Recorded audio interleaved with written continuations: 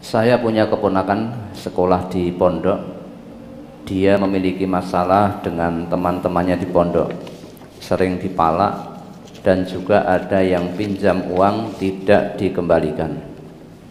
Keponakan saya itu masa kecilnya sering dimarahi orang tuanya, juga anaknya cengeng dan apa-apa dipikir banget sehingga sering pusing.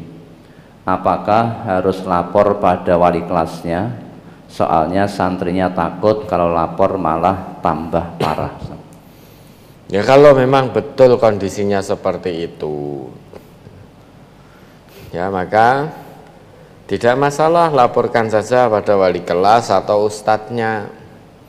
Insya Allah wali kelasnya, ustadznya itu juga bijaksana, tidak akan memberitahu siswa-siswa lainnya atau santri-santri lainnya bahwa anak tadi atau orang tua dari anak tadi yang melaporkan. Insya Allah punya cara tersendiri yang namanya pendidik itu. Bagaimana informasi pembulian semacam itu, nanti cara menanganinya insya Allah ustadz-ustadz yang ada di pondoknya atau guru-gurunya itu punya cara tersendiri biar teman-temannya tidak mengetahui juga.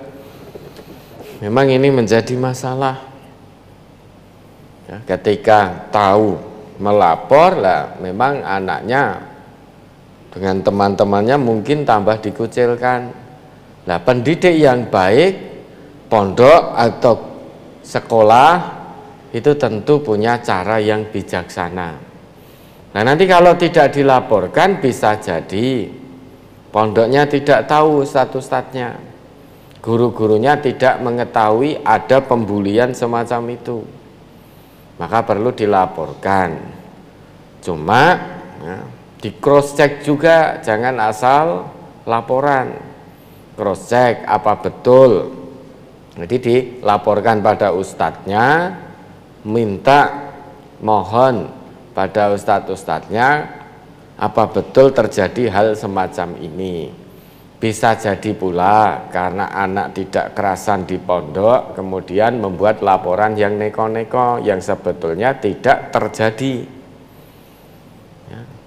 Nah, maka kalau memang keadaannya betul seperti yang diceritakan ini, dilaporkan biar gurunya tahu, biar ustadz-ustadznya juga mengetahui.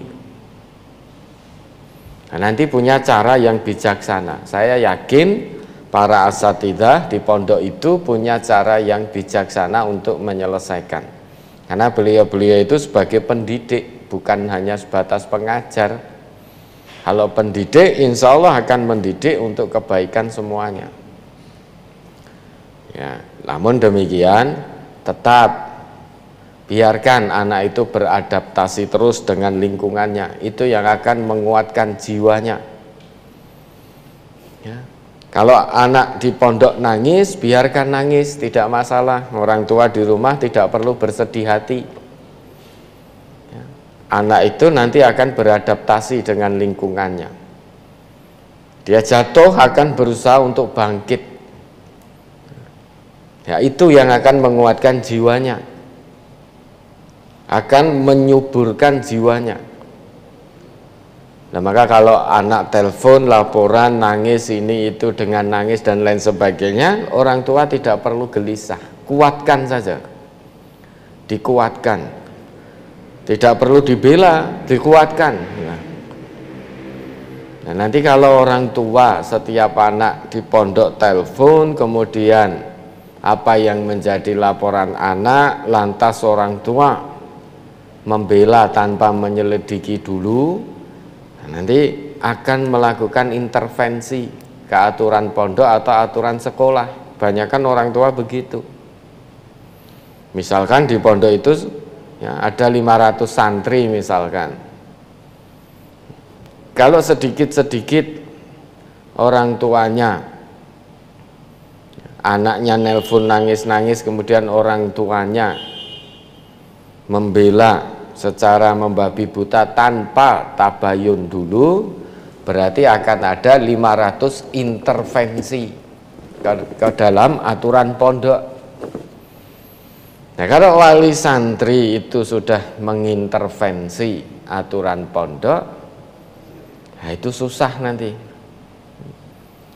Ustadz-ustadznya tidak mengasuh santrinya saja, nanti juga harus mengasuh wali santrinya.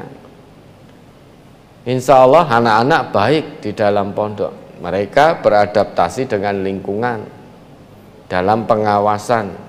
Kalau ada sedikit masalah dengan teman-temannya itu wajar, kuatkan saja ya. Dikuatkan, tidak perlu kepikiran sing neko-neko, engkogek, nah tidak perlu seperti itu. Ada pembulian, memang betul, ada laporan itu, laporkan pada ustadznya secara baik-baik. Jadi pondok itu ya, menerima masukan, tetapi tidak menerima intervensi. Masukan boleh, masukan yang mendidik, yang membangun. Nah, kalau intervensi, mohon maaf, pondok tidak akan menerima intervensi dari siapapun. Itu biar nidhamnya berjalan dengan tegak. Insya Allah terus tetap dalam pengawasan guru-gurunya. Sedikit ada masalah, wajar. Karena memang pondok itu tempat santrinya itu dari berbagai daerah, dari berbagai latar belakang. Maka di situ dididik dengan satu nidham yang sama. Dari perbedaan latar belakang, perbedaan suku, kemudian disatukan dalam satu pondok, dididik dengan satu nidham yang berlandaskan Quran Sunnah, untuk mendidik semua santrinya punya akhlak yang mulia. Maka akan terjadi sedikit permasalahan antar santri, gesekan antar santri, tidak perlu khawatir. Tidak perlu khawatir. Ya boleh itu dilaporkan saja, insya Allah nanti ustadznya punya cara yang bijaksana. Ada lagi?